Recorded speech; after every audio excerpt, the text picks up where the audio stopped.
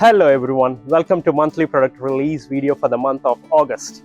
We are proud to introduce a new product group in the mechatronics, which is DEF Pumps and DEF Injectors.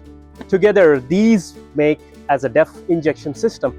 These products are responsible for accurate dosing of DEF solution into the SCR system to combat NOx emissions.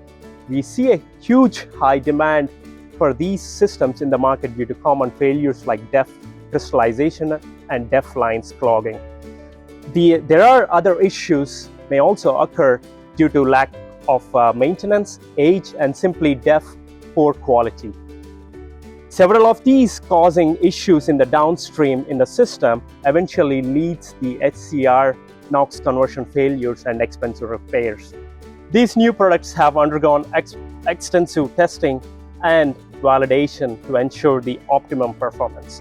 Make sure to visit our web shop and follow us on social media to see our currently offering application range and the subsequent editions in the future. Thank you so much.